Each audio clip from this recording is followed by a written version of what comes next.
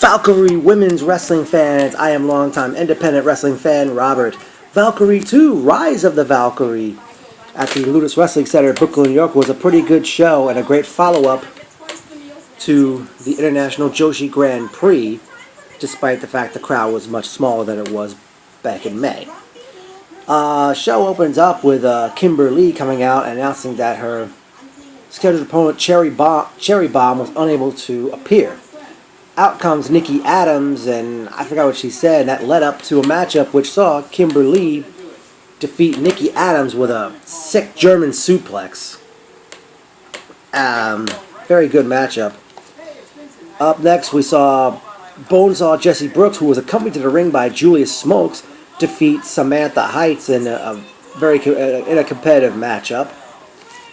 Jesse Brooks continues her undefeated. Actually, I'm sorry, she's not undefeated at Valkyrie, unfortunately. Well, she's got a record of 2-1 now.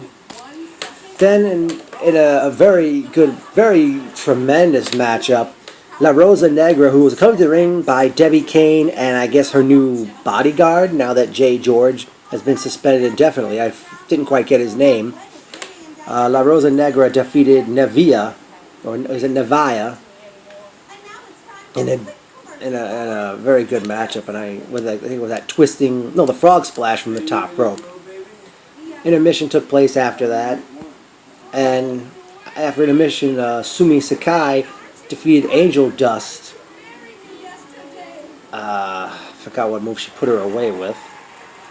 Up next, we saw Mistress Belmont to put away Davian, or is it Davian? Davian can really scream. And in the main event, Casey Carlisle defeated Lufisto by disqualification when the referee, who was sandwiched in the corner, ended up catching Lufisto with hitting Carlisle with a steel chair, even though Carlisle used the chair first when the referee was down.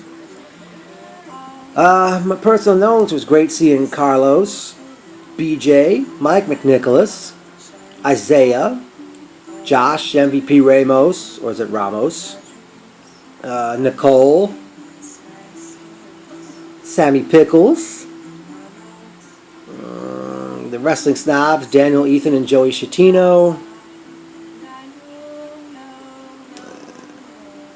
What I did like about this show was that after the matches came to an end, the ring announcer interviewed the wrestlers about the next show, which the date was not announced yet, in which they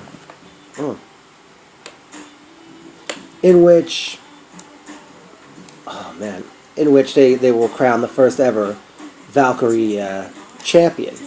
One thing I forgot to point out after Carlisle's victory, Carlisle says she was still undefeated, but out came Sumi Sakai, who's also undefeated in Valkyrie, and I don't know if that's hinting for a match at the next Valkyrie show. But wow, what a great show this was.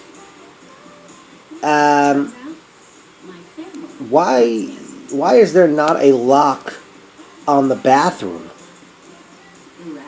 I don't understand, somebody has to stand by and the next person in line is right. Whoever, if there is a person in line, they just have to keep the door open so they know nobody's in there.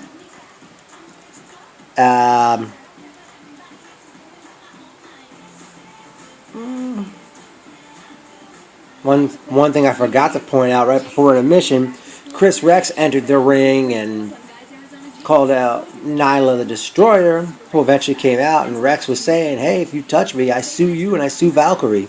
Eventually, Suntan and Dashing from Omega Black hit the ring, and Nyla cleaned house of both of them.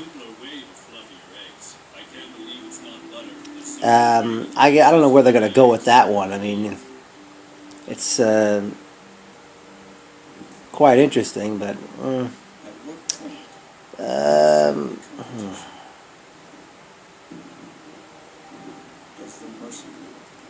I don't know about the rest of you, but I think even though it's only been, this promotion is obviously just getting off the ground and just had its second show, I think it's time to have some, I don't know if they can have some tag matches or any type of gimmick matches yet for this company, but It's hard-hitting women's wrestling, and that's for certain. These are women who can wrestle.